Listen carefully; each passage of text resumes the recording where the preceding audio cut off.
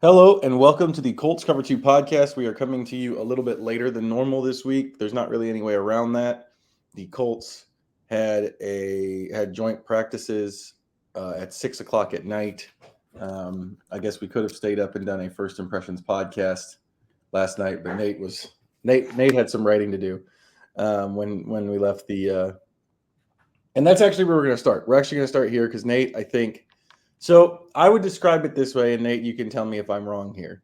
At least at the beginning of training camp, I think that you were still hopeful that Chris Ballard might dip into his salary cap reserves and sign a free safety of note. Whereas I would describe myself as beaten down by years of saying maybe they should sign this guy and it not happening.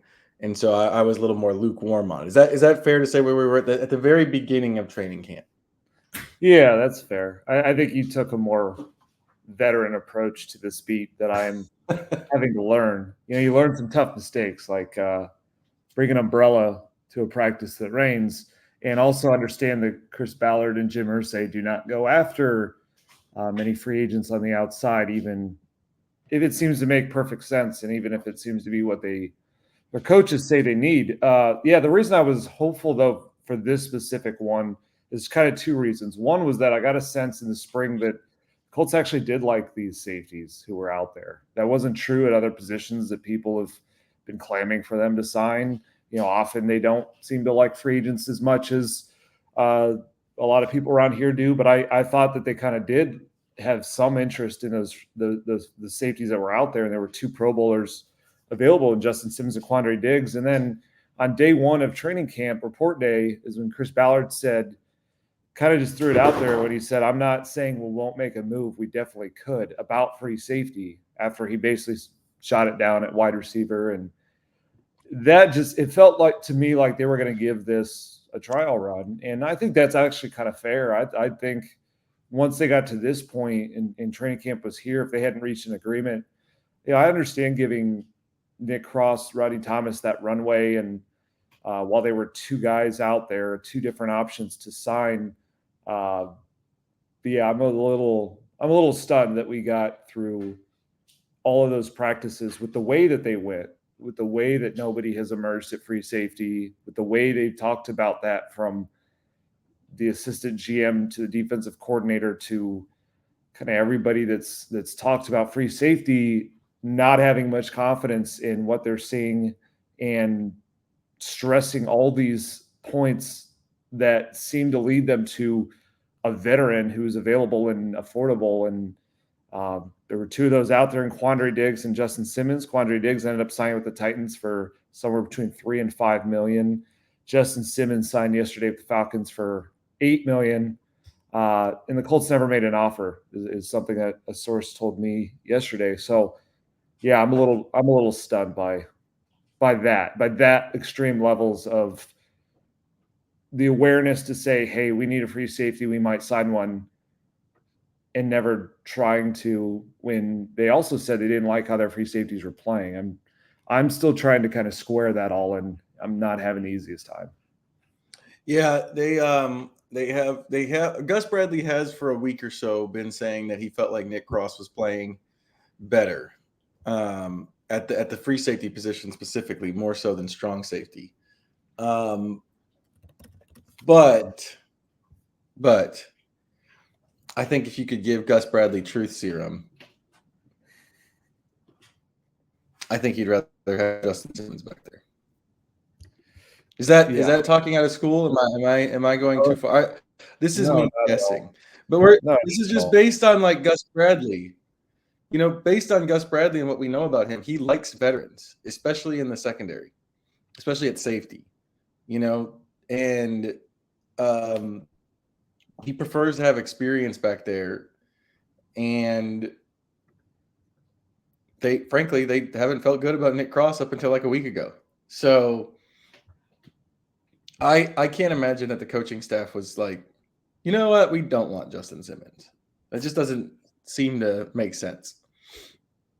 Yeah, I mean, you just piece together all that we kind of know and have heard from their coaches so far, they like veterans in general. They really like veteran safeties. I mean, they absolutely loved Rodney McLeod.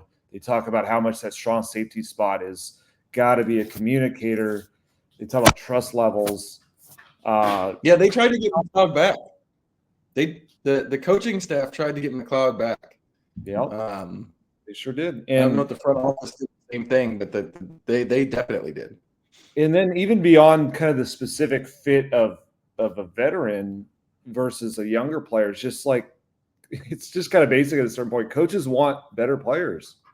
I mean, like at one point, Gus Bradley was coaching the Legion of Boom secondary in Seattle, where it was Earl Thomas and Cam Chancellor back there, and they went to 2 straight Super Bowls. And like you can, not only trust levels, but like all it can open up on the upside to have not just a reliable safety, but a star like a second-team All-Pro like Justin Simmons or a Pro Bowler like Quandre Diggs, in everything that it would open up to play a single high more and feel confident in it.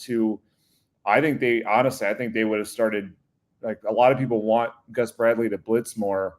You have to trust what's back there to even consider that. I honestly think that would have brought that out because Seattle did more of that at moments when they had Earl Thomas back there. And yeah, it is even the best case scenario outcome for Nick Cross is not probably a second team All Pro.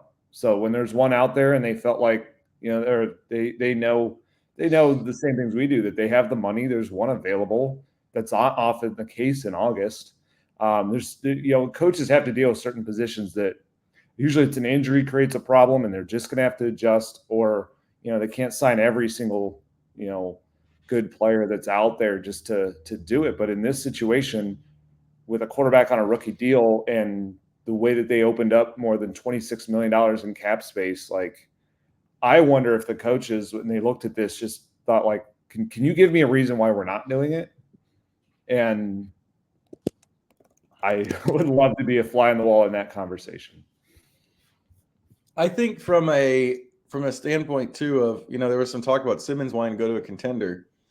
Like, I don't hate the Falcons. I don't think of them as a Super Bowl contender.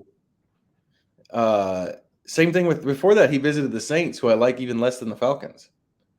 So, like, I think at this point of the offseason, here's the thing. Like, maybe you want to go to a contender in March or April or May. But by the time you get to middle August, you're just looking for a contract. I think you can see that by the fact that Stephon Gilmore visited the Vikings, who are not going to the Super Bowl and weren't going to the Super Bowl before J.J. McCarthy got hurt. So you kind of throw that part out the window too. I know the Falcons are sexy a little bit now because they just did the Judon deal and the Simmons deal, but that's still a team that seems like its ceiling is somewhat capped to me. I think they're more of a playoffs or bust team than they are real contender in the NFC. And Quandre Diggs signed with the Titans. I don't exactly see them getting a lot of Super Bowl buzz at the moment. And then you wonder, like, if those teams are willing to do it, why aren't the Colts? I understand Colt fans' frustration right now of, yes, you can get dreamy with free agency and trades, and this isn't Madden, and not every dream's going to come together, and not every timeline's going to be perfect. But like, it's at a certain point that safety market dipped enough to where there were teams that felt average. That's kind of how I describe the Saints and Falcons. Right. This is a really good point you're making. Sorry to jump in, but like, this is a really good point you're making. Isn't this when the Colts swoop in? When the value comes down? Like that's what happened with Gilmore. When the value came down to $10 million a year or something, when they signed him, you're like, this is what the Colts do. They wait until the market creates an opportunity that wouldn't exist otherwise. And that seemed to be what happened here, and they didn't want it. They didn't want it. There's no other way around it. They didn't want it. And that's ultimately why I had the hope that they would, is that's what I thought this was trending toward. It was somewhat luck that these guys were still out there, 2 Pro Bowlers at the position they need the most. that they were playing the markets the way they do sometimes, where they have certain price points that they really stand firm on in free agency. And also they wanted, their culture is built on, we draft and develop, and we at least give these guys a chance to, like, I know part of their whole culture is telling these players, wait your turn, develop on special teams. The rewards will come if you work at it and you earn it. You'll have the chance to earn it. And they list off all these guys who've done that before, whether it's, Zaire Franklin or Kenny Moore, or EJ Speed or Bobby Okereke, and on and on and on. And so when we got 2 weeks into camp, though, that felt like the perfect combination of everything, where you gave that chance. You gave 2 weeks for somebody to really steal the job and earn trust. And you still had the money. Those guys were still out there. Like, this was a market inefficiency at free safety, where a lot of the league is devaluing that position, both safety spots, because they play a lot of the Vic Fangio style 2 high safety defenses that are just about taking away the deep ball, forcing underneath throws, but those don't end up being high impact players. So how much are you going to really pay that? The Colts felt like they were in the perfect spot to swoop in that kind of market when they want to play single high defense, heavy zones, live super young at outside corner. And that's why every single thing they said they wanted out of that free safety was about communication, trust, and the ability to sometimes make plays from a single high safety spot. They wanted a star, and there were 2 out there that were super affordable, and they didn't try. They did not make an offer to Justin Simmons. And so I don't know. It feels like there's being stubborn, and then there's what the Colts are doing, and they better hope it works, because I just wonder how certain veterans on this team feel when they see the upside of this offense, and they remember how close they were to the playoffs a year ago, and they see the Texans going out and getting Stephon Diggs and Danielle Hunter, and the Jaguars going out and getting Eric Armstead, and the Titans even, who were, you'd think, in that transition year with the new coach, young quarterback like the Colts were in last year, they're going out and getting Calvin Ridley and L'Jarius Sneed and Quandre Diggs. And as of right now, if Raekwon Davis isn't able to get on the practice field for week 1, the Colts may have 1 free agent on their entire 53-man roster in week 1, and it's Joe Flacco. And that's hard to sell to fans as, man, we're going for it. We got a backup quarterback who did not have a horseshoe on his helmet last year. So look, we're ready to go. That's not the way they need to think all the time. I'm not suggesting that, but when there's $8 million and $4 million deals to sign with Pro Bowlers at the position your coaches say they need, I think maybe you should listen to them. We've also reached the point now where for a long time we could say, well, there are safeties out there.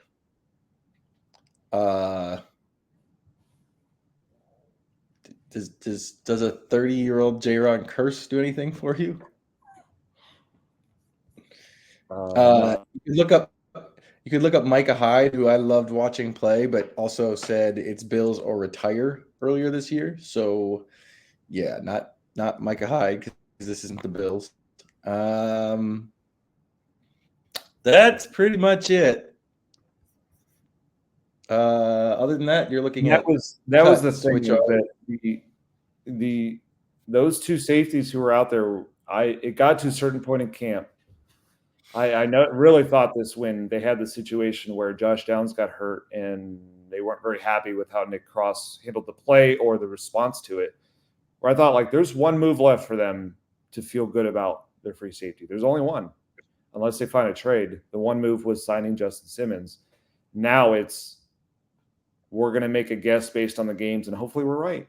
And that smells a lot more like moving Matt Pryor to left tackle, or bringing back Rodrigo Blankenship to a job he'd been benched for.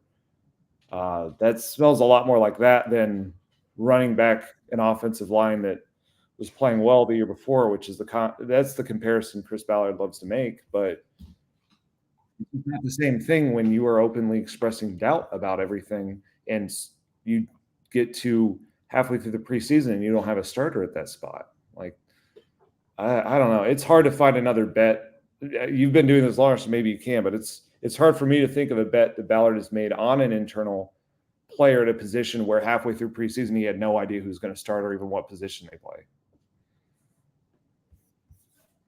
That's a good question. Fries is kind of like that. They lucked into Will Fries. Oh, yeah. But the difference is Will Fries started like half a season before that. And I don't. No. I mean, they lucked into Will Fries in 22. Like, they didn't know that Will Fries was going to – they didn't know Will Fries was a starting caliber guard until, like, the middle of 22. And the only reason he got a chance there was really because everybody else was terrible. I'm searching my brain. Well, I guess what I'm getting at is here's what I mean. What we talk about often is Chris Ballard takes a bet at one position that everyone thinks they should fill. And look at some of the comparisons. Offensive line last year, running it back, which worked. Outside cornerback last year when they just went with the young players. Maybe that's the best comparison. But tight end a couple years ago after Jack Doyle retired. Usually it's just plug in the next guy. Usually what we're saying is you didn't bring in competition for this player and just gave him the starting spot. But they usually play that guy the whole way. It was always Mo Alley Cox as their top tight end. It was always Matt Pryor as the They said there was a competition between Pryor and Bernard Ryman, but it was always Matt Pryor playing that spot. Outside corner last year maybe is the best I could say but that was more about Isaiah Rodgers gets suspended, so now we need two outside corners. Maybe you'd have to go back to like cornerback in 19 or 20 was one of those years. I don't know. It's fairly, but even then, I think right around that time is when they drafted Rock Yassin. So yeah, Yassin was in 19. So that's a major addition from a draft perspective. So yeah, it's pretty tough. Yeah, I'm trying to think. Like last year, they're at a point now where basically Nick Cross has, like we were talking about. You and I were talking about this last night on the way out of the building. Nick Cross is facing more pressure now than anybody, but he was before. But now he really is. Like, he has to be the guy. There is no other alternative. Yeah, because I think as they've gone through this process, they've realized a couple things that became clear, which is Ronnie Harrison's not a free safety. He's played strong safety. They've cross-trained him. Maybe he can fill in a pinch if they're running out of bodies. That's a good thing to have in the NFL. But they stopped playing him at free safety because they realized that if you're going to ask a guy to move from strong safety to linebacker, you probably shouldn't ask him to move from linebacker to free safety in a single high defense. They also seem to realize that Rodney Thomas is, in their eyes, just kind of a backup, which is where they got with him at the end of last year. And so that's kind of the thing that's weird to me is that they didn't bring in anybody new to this thing. I mean, Ronnie Harrison, they tried to switch his position. The coaches tried to bring in somebody new from their own roster, but the outside, they didn't bring in someone new to figure this out. And so it eventually became kind of all eyes on Nick Cross, and they've been waiting for him to take it, and maybe he will. I mean, he had a better week this past week, and we know the athletic skills are there, but man, it's been a journey because, I mean, Nick Cross went, 30 games in a row after being benched to start his career. Got to play 2 games late last year that didn't necessarily inspire great results. And then this year they just mixed and matched a ton. And even still, even if now Nick Cross is the guy, they're still trying to figure out which positions they're going to play. 2 days ago, but yesterday they did finally, from what we could tell in the team, it seemed like they kept Nick Cross at free safety and Julian Blackman at strong safety. But the day before, they were still mixing and matching them. So we got to the second to last practice at Westfield, and they still were trying to figure out which position Nick Cross can play. And that smells more like the spot they were in with their offensive line 2 years ago. which is not exactly where you want to be. So What do you mean? What happened with the offensive line 2 years ago? Did it immolate and wreck an entire season and franchise? Yeah. That was the year that they had a left tackle who told them he can't play on the left side, and they did it anyway. So that's probably just not a path to go down anymore. But I don't know. I mean,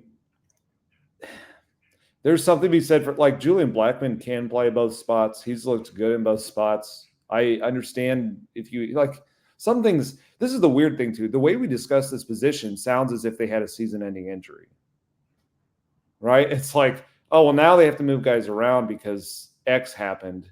And then, like, even though Julian Blackmon had a great year strong safety, well, he's got to move because nothing happened except they brought back the guys they said they didn't believe in. And they're in the same spot that they were in at the end of last year, when at the end of last year, they went from Rodney Thomas to Nick Cross and moved Ronnie Harrison from a linebacker to strong safety to fill for Julian Blackmon. And that's when CJ Stroud went bombs away on them. And, so it's the kind of crazy thing is that they've had the best case scenario just about of health in this secondary, where the only thing that's happened in this secondary, this camp that's been bad for injuries is Juju had to miss a couple days of rest. But really, they've gotten shoulder. Yeah, shoulder. It was a little bit of a shoulder. Yeah. But like, they've gotten health-wise the best case scenario out of a secondary that remains one of the biggest concerns is when you're building on three stalwarts and Juju, three theoretical stalwarts and Juju Brents, Julian Blackmon, and Kenny Moore. They've missed 38 combined games. They've been healthy, and the other guys have been healthy. And yet the way we talk about what they're doing at safety makes it sound like they had a season-ending injury and they have to adjust, which just tells you the numbers that they're fighting uphill. And it's just usually the thing that's been hard for me. Like, we know Chris Ballard has, he has very clear tendencies and principles, and that certainly, you've I guess you've become beaten down by him, but him very well. So I understand that. What normally, though, I've understood with Chris Ballard, though, is when he says something in a press conference, it usually stays true, I guess. It usually is how he feels. So at the end of last year, when he said, "Don't put it on Gus Bradley, put it on me. I didn't bring in enough veterans in the secondary," I thought that meant they would add a veteran.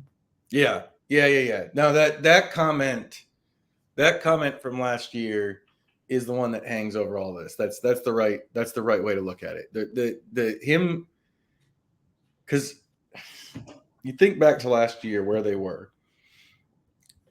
End of the season happens. The thing everybody wants to know is, are they going to keep Gus Bradley or fire him? Like, those are the stakes. And the answer is, I didn't give him enough in the secondary for us to be able to fire him, basically. Yeah. And what's crazy to me about that was the same secondary. And Kevin Bowen followed up on that, which is a great question. I think this would have been at the end of the draft about, hey, you said you didn't add enough veterans. Why haven't you added one? He said, we're not as young as we were last year. Also, Dallas Flowers is over the Achilles tear. If you've been watching practice in the games, I don't know how you've reached the conclusion that this is solved because Dallas Flowers is back out there. I give Dallas a lot of credit because this sounds incredibly hard, especially that position.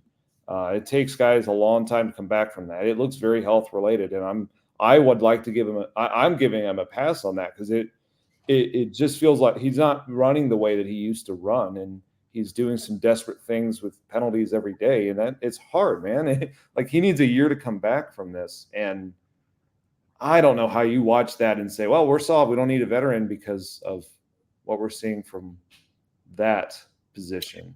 Yeah, so we've been talking about free safety, and I think people have focused on free safety because there were free safeties out there to go get. In the way that there's not at corner. I mean, there's some big names on the cornerback market, but with the exception of Stephon Gilmore, who I think would not come back here given what he lived through. At least I'd be surprised if he came back given what he lived through. That's how I'm going to put it. We're just going to put it that way. Like there's Xavier Howard is on there, but I believe he has significant injury concerns. J.C. Jackson turned out to not be any good. Like everybody who's left basically has significant injury concerns. Yeah. And is also, for the most part, on the wrong side of 30. It wasn't the same, so we hadn't been focusing on that as much. But the cornerback position, and this was highlighted last week in the preseason game, they are one Juju Brent's wrong step or Jalen Jones bone breaking, or worst of all, something happening to Kenny Moore away from being in a really dire spot, because none of those options behind them are great options right now. And we said this with Dallas Flowers. Dallas Flowers, from the moment he's arrived, Ron Miles has loved him. And the reason is Dallas Flowers' athleticism was just incredible for a player that you got as an undrafted free agent out of a small school, that kind of thing. Well, that's what the Achilles takes away from you, is that extra piece of athleticism, and it makes you be more of a technical player. And at least right now, we're not seeing that from Dallas Flowers. He had the 2 penalties in the preseason game. I believe he had penalties again yesterday and the day before that, right? Nate watched the defense, so I've got to help. He's got to help with this. Yeah, and if you don't have Flowers, you don't really have a 4th cornerback. Oh no, Jalen Simpson can't do that right now. Jalen Simpson's not ready for that. And Darrell Baker Jr. is, well, you guys know. Like Darrell Baker Jr. was the best outside corner in the joint practices against the Cardinals.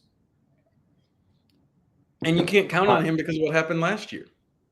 Yeah. So as much as the free safety position has been talked about because Simmons and Diggs were out there for a portion of training camp, the corner situation to me, even if you get Juju Brents and Jalen Jones, even if those guys take the next step and they become legitimate starting cornerbacks in the NFL, I'm not saying elite. I'm saying like just actual starting quarterbacks in the NFL. You are one injury away from being in a really tough spot. Yeah, and it's injuries that's been the primary concern to me about why this is so risky. But it's also just when you live with super young and inexperienced defensive backs, you're living in a volatile place with their play. And I think we saw that this week with Juju Brents, where he bounced back yesterday and had a very nice day, I thought, got back to his physicality, but he was brutal the day before against the Cardinals. And I don't know, he missed 2 days resting the shoulder. I don't know if it was rust. I don't know if there were lingering effects. Don't know. I still think he's a super talented player. He's going to have up and down moments. That's that position. Jalen Jones has kind of had that the whole camp, where there's been some moments where like yesterday, he had 1 rep against Marvin Harrison Jr. yesterday. It was like teach tape, just basically ran a fade route for him, and there was nowhere to go with the ball. But there's been other moments where kind of in-breaking routes especially are giving him just a hellacious time. He's trying to find a mix between, using this long, hulking skill set, but not getting caught way too much in, press when a shifty receiver cuts inside, and then you're just toast. If you want to live that way, it's risky anyway, but the way to do that to me was having 2 elite safeties. So it's the combination of all of this. The reason we haven't focused as much on, the reason we focus more on the safeties is that, there were guys out there, and they had at least they've told us they pretty much told us who the starters were at outside cornerback, whereas they didn't at free safety. But if you don't sign the safety, then the outside corner conversation becomes all the more glaring. Is that if you have an injury at one of those corner spots and Darrell Baker Jr. has to come in, I think there's a world where that's okay if those 2 safeties are awesome. But if Dallas Flowers or Darryl Baker Jr. are stepping into cover guys like T. Higgins, and you also have a free safety issue, I mean, you can have as nasty of a pass rush as you want. It's not going to do much. So last year, and also, we just watched this play out last year. Like, Latu is here, and it's exciting, and he looks amazing, and they want him to be that finishing pass rusher they didn't have, and maybe he carries that forward. I think a great rookie year for Latu. Latu is what, 9.5 sacks, which is what they got out of Samson Ebukam last year, who's not here now because he tore his Achilles. Like, I'm not sure that much has changed on the defensive line. They have a new defensive line coach, and Charlie Partridge, people, like him, but like the defensive line last year was top 5 in sacks and top 10 in ESPN's pass rush win rate, but they were bottom 12 in pressures. The ball was coming out fast a lot of the time. Yeah, they blame that. They've been blaming that on, like, the pass rushers have been blaming that on themselves. But you're right. You're right. And also there's been this weird thing that they've done all year where they've been like, we got a lot of max protection and we've got to find ways around that. Well, I can think of a really easy way around that. If your defensive backs are so good that they can't win routes with 2 receivers in the pattern or 3 receivers in the pattern, they can't max protect. Yeah. It's weird that has been put on the defensive line. When, to me, like, if you're running max protect, either you're going up against the Von Miller, DeMarcus Ware Broncos, or you've decided we don't need receivers in the pattern. They can't cover us, so we might as well just block them. Well, and granted, that Broncos defense is unfair to compare any to, but they didn't just go with a pass rush only. I'd have to remember some of the defensive backs they had. Yeah, they had good defensive backs. I think they had good defensive backs. Was Talib on that team? Yeah, Keith Talib was on that team. I want to find this. Just I'm trying to stoke my memories here, and not get it wrong. Yeah, they had T.J. Ward, who was a. Oh yeah, T.J. Ward had a really big. They had Bradley Roby in the slot. So you have a first-round player you moved into the slot. That was pretty nice to have. And they had Chris Harris Jr. at like the top of his game. People forget, but Chris Harris was one of the top 5 or 6 corners in the league for a little while. Yeah. So it's like it's hard to find a model that this has actually worked with where it's just all or nothing.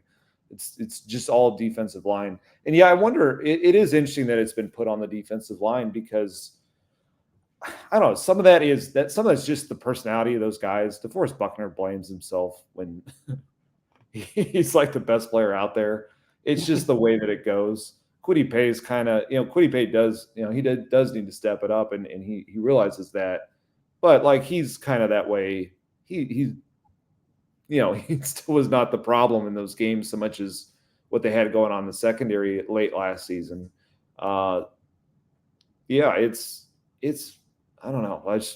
That's the thing is like if you could put the all-pro defensive line out there and an offense, what are they going to do when they see that? Well, they're going to be scared of it, but then they're going to just throw quick. And you have to make it so that's not an issue. But the Cardinals, I think, exposed a lot of this because, granted, they weren't full-fledged game planning in a way that would, you would in a regular season game, but they seem to do a little more of it. It was interesting to watch. Jonathan Gannon got together with Shane Steichen, and they went out to eat and had this big PowerPoint. They kind of came together to try and somewhat game plan for each other to test certain things. And one of the things that the Cardinals were doing when I was watching the Colts defense was they were not doing the max protect. They were living in 11 personnel, and they were motioning receivers pre-snap like nobody's business. And what it was doing was it was stressing the communications of a secondary that keeps mixing and matching. And we saw a coverage bust from Juju Brents on a 40-yard bomb on one of those plays. And it was also giving free releases to these players. And that is the whole game for Jalen Jones right now. If you're going to give free releases to players and let teams throw quick, and you're not going to communicate and cover that, I don't care what you have in the pass rush, really. Like it's something like it's not that it doesn't matter. And there were moments where like the pass rush, like I would have liked to see a real game against the Cardinals because the way they were getting to Kyler Murray, I think they would have forced some fumbles. So it's not like the pass rush. I'm not trying to say it's negated. They will have some great moments. Again, though, they did last year. They got the sacks last year. They finished top 5. They had the most sacks in Indianapolis history. But what did it amount to? I think what happens is, and this is instructive considering the schedule they play this year, I think what happens is if you have a really good pass rush and your secondary isn't good, against quarterbacks who are younger and or tend to hold the ball, you're going to get your pass rush will win because quarterbacks don't necessarily speed themselves up game to game for the most part. But against experienced guys who can run that game plan and get the ball out of their hands quickly, you're going to get torched because they're just going to throw, like you said, they're going to throw the ball in 1.5 to 2.5 seconds. And I mean, Latu can be the best rookie pass rusher in the history of football, even better than Reggie White. And if the ball's coming out that fast, it's going to be tough. Yeah. For him to really impact the game beyond a sack or two. And that's the thing that was most glaring to me watching 2 days of them defend Kyler Murray was that it seems like their whole defensive plan is built to kill bad pocket quarterbacks. And it feels like they're buying too much into some moments last year where I brought this up a lot, but it just is instructive, I think. From week 7 on last season, the quarterbacks they faced were P.J. Walker, Bryce Young, Mac Jones, Will Levis, Jake Browning, Mitchell Trubisky, Taylor Heineke, and Aiden O'Connell with a couple good ones in there. Obviously, C.J. Stroud. Derek Carr is kind of average. And maybe this works as Derek Carr too, but this season they're going to start out playing the first 3 games are C.J. Stroud, Jordan Love, Caleb Williams, who looks quite talented in Chicago. We'll see how it plays out. It didn't work with Derek Carr last season. And Derek Carr bombs away. Exactly. And then later on in the season, they're going to face Josh Allen, Trevor Lawrence 2 times, Jared Goff, Tua, Aaron Rodgers. And if that all works, if they survive that gauntlet, then they'll go in the playoffs where here are the quarterbacks who've advanced the AFC title game since 2020. Patrick Mahomes, Joe Burrow, Josh Allen, Lamar Jackson. That's it. And the issue is there's 2 answers to the defense they have. Either be mobile or be just a really good quarterback, like good passer. You only need one of those. Kyler Murray threw 10 touchdowns in 8 games last year. But he has the wheels to get away from your pass rush. And what we saw is when he did that against the Colts, he shredded them. I mean, that was an absolute evisceration when he was able to get away from their pass rush. And if he's going to be able to do that, then what is going to happen when C.J. Stroud, Josh Allen, Trevor Lawrence, Caleb Williams, and Jordan Love get away from your pass rush? We're about to find out, but that is daunting. And I don't know. It's just weird to me that they're going to look more if everything's about, they're running it back based on things they saw last year.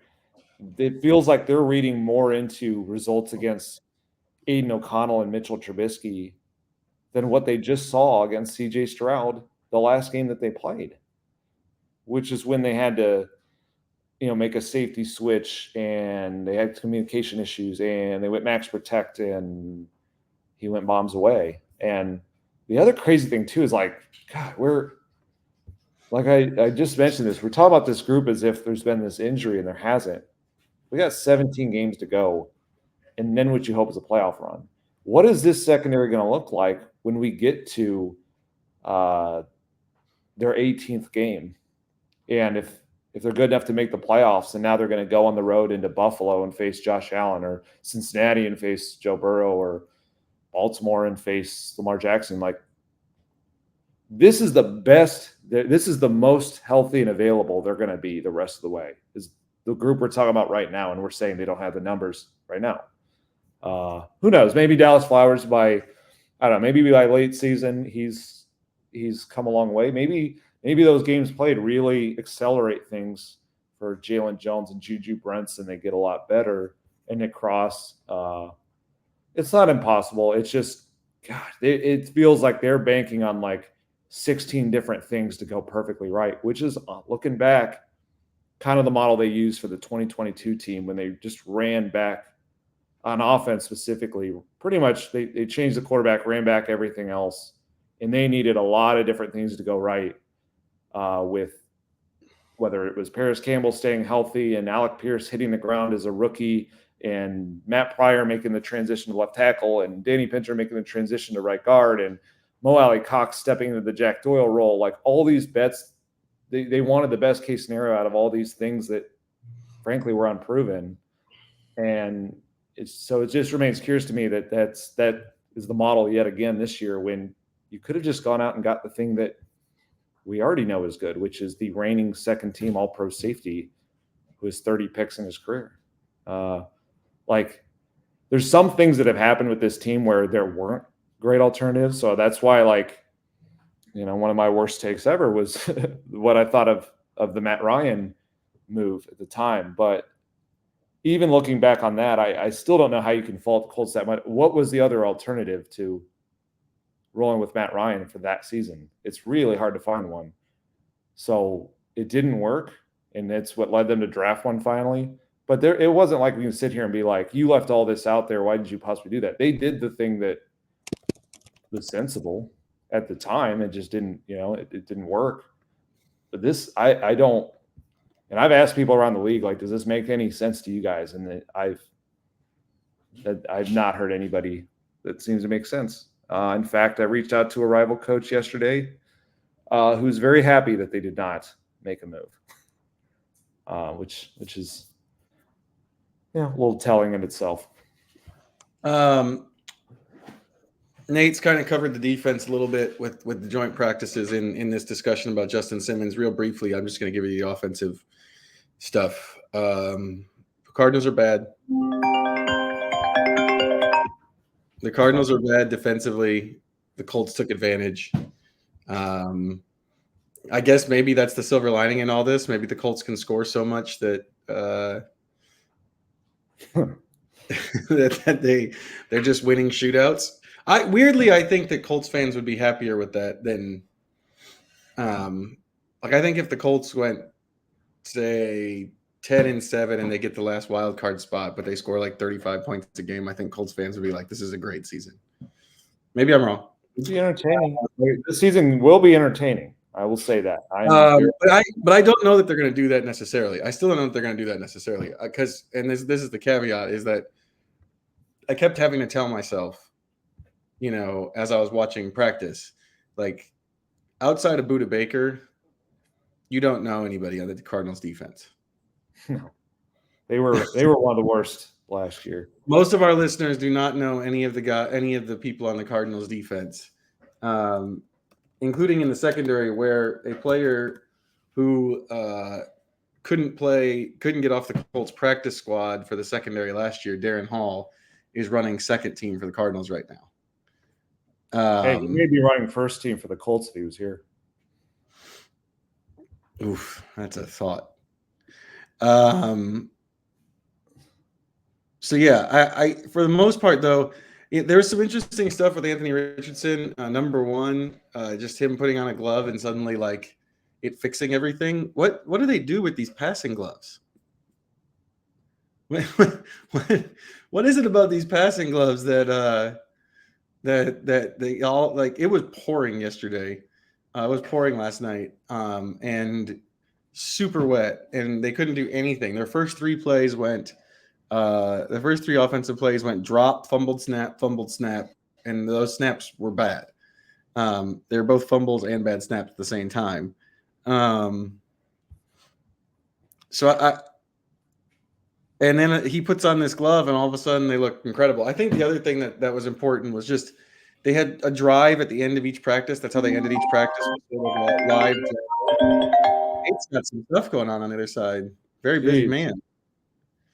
Too many spam calls.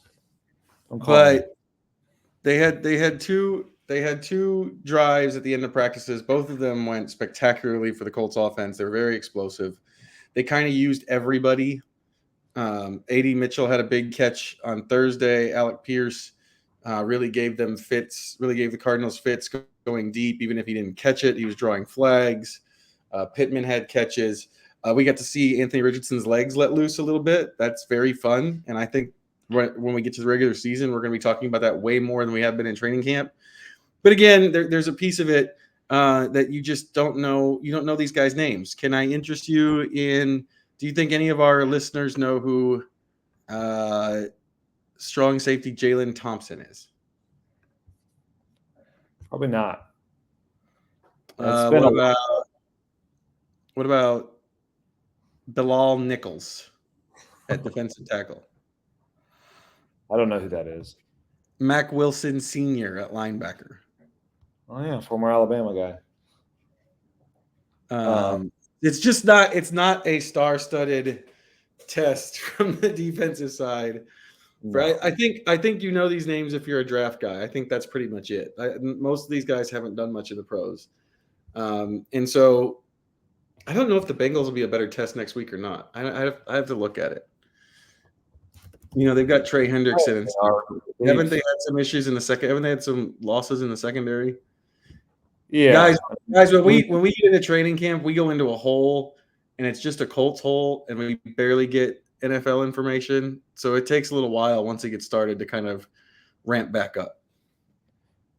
Yeah. The Bengals have had some losses secondary. They let Jesse Bates walk and they've not been as strong on the back end. So they're all built up front. But they've got, the up front will be a test with Trey Hendrickson and Sheldon Rankins and Sam Hubbard. And that's so it's okay. I think their defense is okay. But it is better than the Cardinals.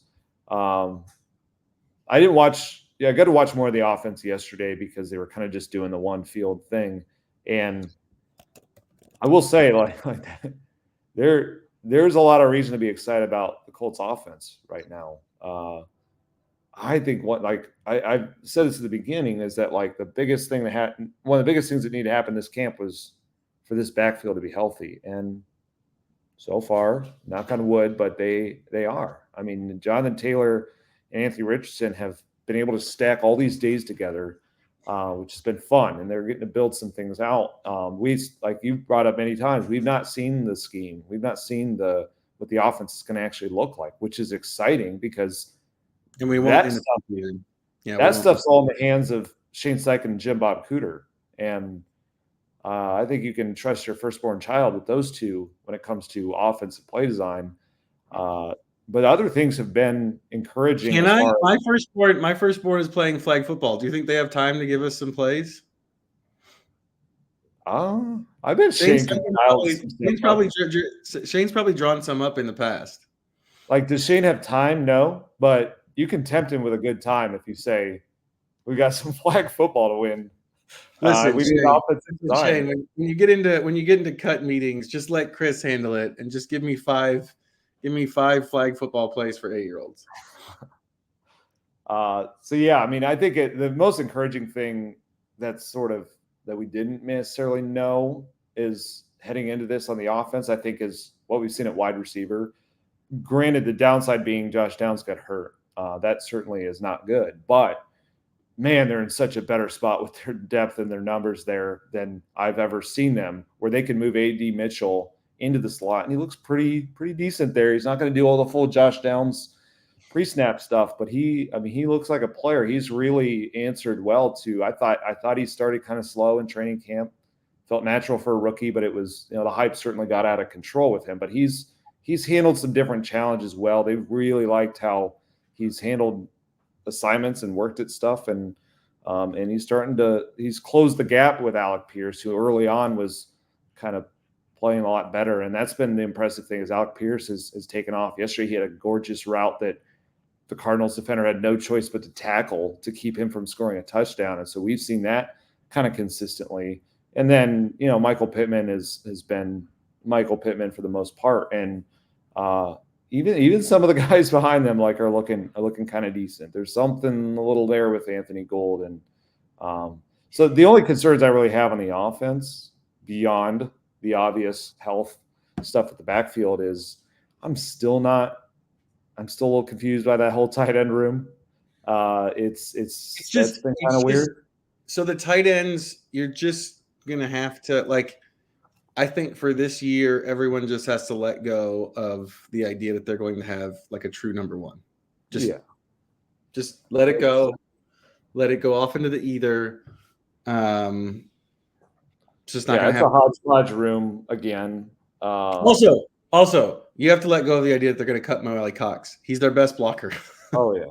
No, Mo Cox is much closer to the starter right now than he is to getting cut. He's much closer to the full-time starter than he is getting cut. He's not, because he's not going to get those passing stuff. But this may shock people. It seems to shock people every year. But when your team runs the ball a lot, like this team almost certainly will, the blocking tight ends block. They actually care about that. Yeah. And honestly, the thing that's going to help the tight ends is what we just said about the run game and the number of receivers you have to pay attention to. Is they're going to get lost in coverage sometimes. And Shane's going to take advantage of that like he did last year with the trick plays. That was their role. So, we'll see. I trust them to scheme up some stuff with that. 90% of Mo Cox's catches this season will be, oh, look what Shane did. That's exactly that. Kylan Granson and Will Mallory, I think, are more likely to get some what I would think of as just normal run of pass play catches.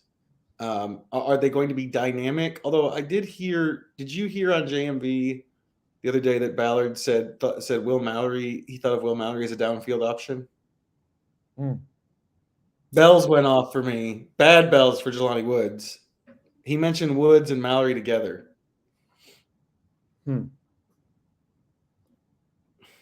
Yeah, that's interesting. I mean, I want to see them play Jelani Woods more because I'm intrigued. My thing is that there's one option with upside in this group, and that's Jelani Woods. He has put it together and kind of has not done all that so far, although I think he's played a little better the past week. But the rest of the group, though, is they've got a specific trait that we use in a specific way. Mo Cox and Drew Ogletree are blockers. Colin Granson and Will Mallory are, split off tight ends.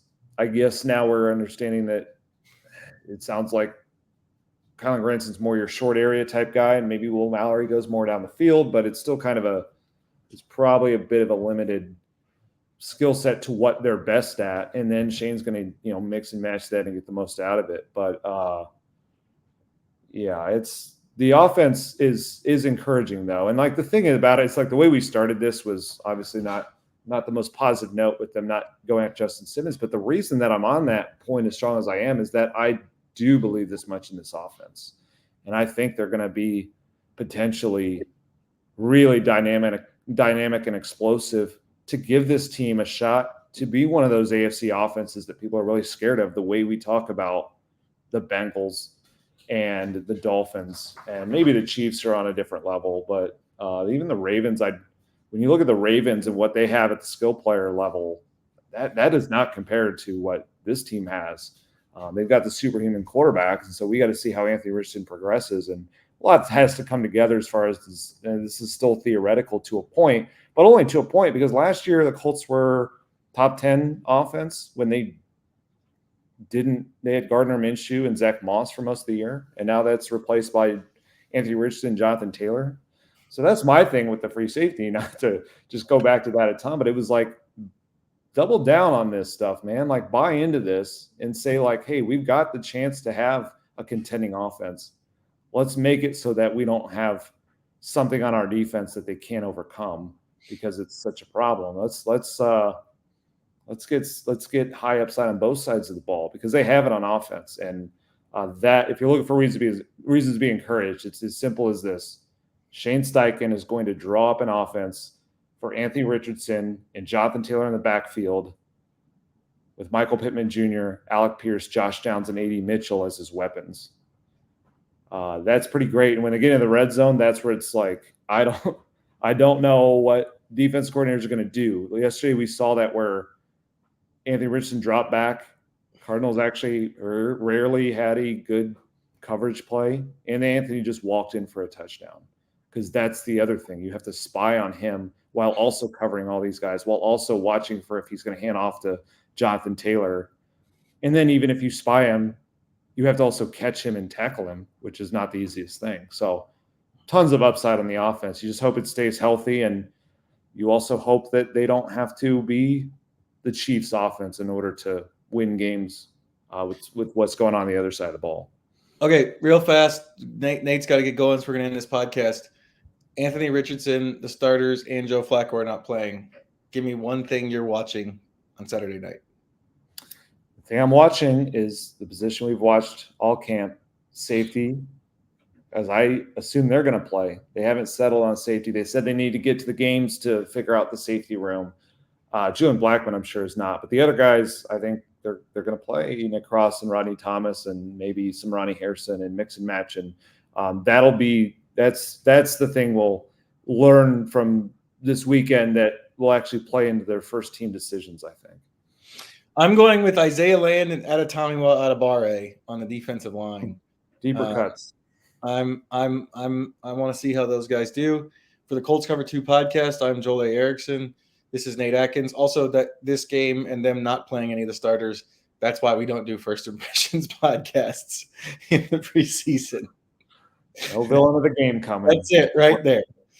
Anyway, for the Colts Cover-2 podcast, I'm Joel A. Erickson. This is Nate Atkins. We'll be back with you next week after they practice against the Bengals before the preseason finale.